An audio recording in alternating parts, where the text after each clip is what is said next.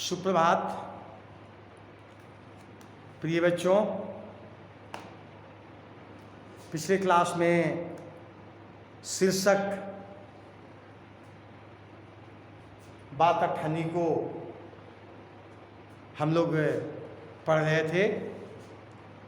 आज पुनः इस पाठ को नियमित किया जाएगा और पाठगत जो बात है उससे आपको अवगत कराया जाएगा। पिछले क्लास में हम लोगों ने देखा कि किस प्रकार से मित्र होने का फर्ज रमजान अदा करता है। वह अपने मित्र की आंतरिक बातों को देखता समझता है और उसकी उस व्यथा में सम्मिलित होकर उस व्यथा को कम करने का वह प्रयास करता है। यहाँ तक हम लोग पिछले क्लास में काम किए थे। स्वाभाविक रूप से उससे आगे तो मालिक से पेशगी मांग लो, कहते हैं एक पैसा भी न दूंगा। पेशगी मांगने, अग्रिम भुगतान करने के लिए किसने कहा? रमजान ने। किसको कहा? रसीला को, क्योंकि इसके पास पैसे की कमी थी। उसने पैसा मांग करके इलाज करने की बात कही, लेकिन रसीला ने रमजान को बताया कि पैसा देने के लिए तत्पर नहीं है। रमजान ने ठंडी सांस भरी, उसने रसीला को ठहरने का संकेत किया और आप कोठी में चला गया। थोड़ी देर बाद उसने कुछ रुपए रसीला की हथेली पर रख दिए। रसीला के मुंह से एक शब्द भी न निकला। सोचने लगा, बाबू साहब की मैंने इतनी सेवा की पर दुख में उन्होंने साथ न दिया। रमजान को देखो गरीब है, परंतु आदमी नहीं देवता है, ईश्वर इसका भला करे। स्वाभाविक रूप से उसकी विषम परिस्थितियों को देखने के पश्चात रमजान ने मन में विचार किया कि इसे निश्चित रूप से सहायता करनी चाहिए और मानव के प्रति इस प्रकार का भाव न रखे ताकि कौन रखेगा। विषम परिस्थितियों में सहायता करना हमारा धर्म बनता है, कर्तव्य बनता है। और उन्हें थोड़ा कहा कि थोड़ा रुको। अंदर कोठी में जाता है और कुछ पैसे ला करके रख देता है। थोड़ी देर बाद उसकी हथेली गर्म हो जाती है। इस प्रकार के उसके द्वारा किए गए भावात्मक कार्य को देखकर उसके मुंह से एक शब्द भी नहीं निकला, लेकिन वह सोचने लगा कि अपने मालिक की मैंने इतनी सेवा की, अपनी स्वामी की इतनी स्वामी भक्ति से काम किया, लेकिन वे इस विषम परिस्थिति में मेरे सहायक नहीं बने जबकि उन्हें बनना चाहिए था। आखिर क्यों ऐसा नहीं किया गया? उन्हें करना चाहिए था। लेकिन इसके पश्चात रसीला उनके प्रति जो भाव, रसीला के मन में उनके प्रति जो भाव आया होगा वह निश्चित रूप से नकारात्मक रहा होगा। लेकिन जब रमजान उसे पैसा दे दिया तो कहा कि देखो यह गरीब है, परंतु यह आदमी नहीं देवता है, ईश्वर इसका भला करे। वह उसके लिए ईश्वर से प्रार्थना किया कि इसकी भलाई में ईश्वर कोई कमी मत करना, क्योंकि इसने इस विषम परिस्थिति में मेरी सहायता की है। स्वाभाविक है, ऐसे काम करने वाले लोग देवतुल्य होते हैं। इनकी यश और कीर्ति हमेशा बढ़ती रहती है। अंतर मन की जो दुआ होती है वह उनको लगता भी है।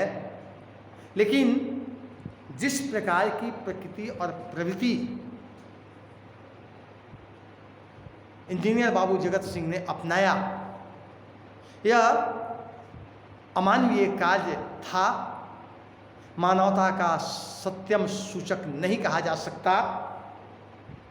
और एक गरीब व्यक्ति जो चौकीदारी कर करके थोड़ा पैसा अर्जित करता है, वह इस विषम परिस्थिति में इस व्यक्ति को न वह जाति से, धर्म से, वर्ग से, वर्ण से, कुछ से भी अपना नहीं था, लेकिन सहायता दी।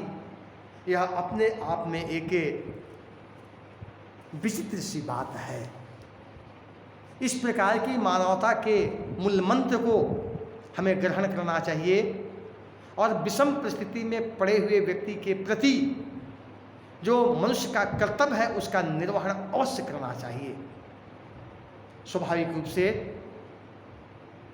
जिस प्रकार से रमजान ने उसकी सहायता की और जिस प्रकार से ईश्वर से उसने उसकी भलाई के लिए प्रार्थना की, यह भी एक अद्भुत बात है।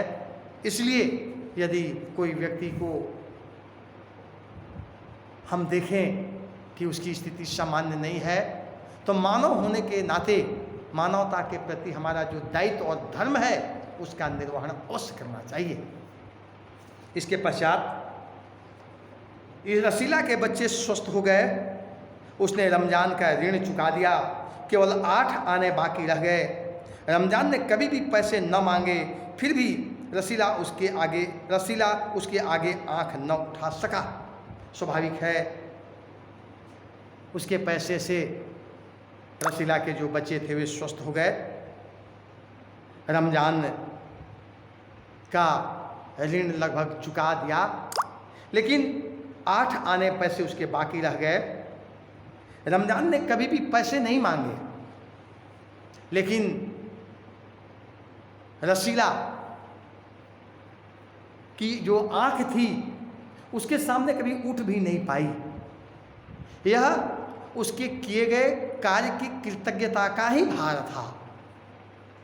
हम कोई व्यक्ति अगर किसी व्यक्ति के लिए सदकर्म करता है तो हम उसके कृतज्ञ हो जाते हैं, आभारी हो जाते हैं, उसके ऋणी हो जाते हैं। यह बहुत बड़ा ऋण होता है। उसके मन में रमजान के प्रति जो आदर का भाव, जो स्नेह का भाव, जो आत्मीयता का भाव, जो अपनत्व का भाव बैठा, वास्तव में मानवता के लिए सर्वश्रेष्ठ सूचक है।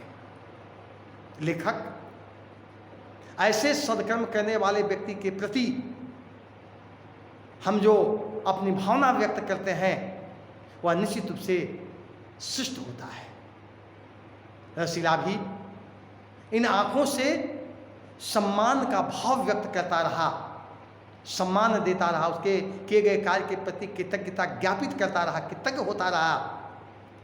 वह उसका आभारी हो गया। उसकी आंखें उसके सामने कभी नहीं उठी। हालांकि ऐसा नहीं था कि उसने कभी पैसा मांगा हो, पैसा कभी नहीं मांगा, लेकिन इसके पश्चात भी उसका जो ऋण था, ऐसे किए गए कार्य का जो ऋण होता है जरा बहुत बहुत प्रभावी होता है। अगर किसी व्यक्ति को आप कुछ कर दीजिए और जीवन भर आप उसे कुछ नहीं कहिए तो आपका ऋण ही हो जाएगा। स्वाभाविक रूप से ऐसा ही यहाँ होता है। एक दिन की बात है, बाबू जगत सिंह किसी से कमरे में बात कर रहे थे। रसीला ने सुना, इंजीनियर बाबू कह रहे हैं बस 500, इतनी सी रकम देकर आप मेरा अपमान कर रहे हैं। देखिए, जगत सिंह जो थे कमरे में बात कर रहे हैं। रसीला सुनता है कि वो कह रहा है कि बस 500, इतनी सी रकम देकर आप मेरा अपमान कर रहे हैं। यहाँ कौन सा सदकर्म हो रहा है? यहाँ पर सदकर्म नहीं, यहाँ पर पाप कर्म और दुष्कर्म हो रहा है। कौन से पाप कर्म और दुष्कर्म है? रिश्वत लेने का। और इनकी मर्यादित भाव भाषा देखिए। इनको 500 रुपया यदि रिश्वत मिलता है तो ये अपमानित महसूस करते हैं। सम्मान की राशि 1000 और लाख करोड़ है इनकी। कितनी अच्छी बात है। एक रिश्वतखोर अपना मूल्य निर्धारण कर चुका है अपमान और सम्मान का। कितना दोगे तो हम सम्मानित होंगे और इतना नहीं दोगे तो हम अपमानित महसूस होंगे। आप सोचिए, भाषा कितनी सुंदर है। रिश्वत लेना, भ्रष्टाचार में संलग्न होना का भी एक पैमाना है, सम्मान और अपमान का, यश और अपयश का। यदि वह इसे कम देता है तो वह अपमानित महसूस करता है, लेकिन उससे ज़्यादा जब वह लेता है तो गर्व से सम्मानित हुआ होता है। यह अपने आप में एक शर्मिंदगी का विषय है। कैसे इस रूप में लोग स्वीकार करते हैं, कैसे लोग अपने आप को इस रूप में प्रस्तुत करते हैं, यह एक विचारणीय प्रश्न है। उसने क्या कहा कि आप मेरा अपमान कर रहे हैं, 500 रुपये देकर अगर 1000 लाख करोड़ देते तो निश्चित रूप से हम सम्मानित होते, लेकिन हम अपमानित महसूस कर रहे हैं। तो आज के लिए इतना ही, फिर अगले क्लास में अन्य बातों को नियमित किया जाएगा। आपको बहुत बहुत धन्यवाद।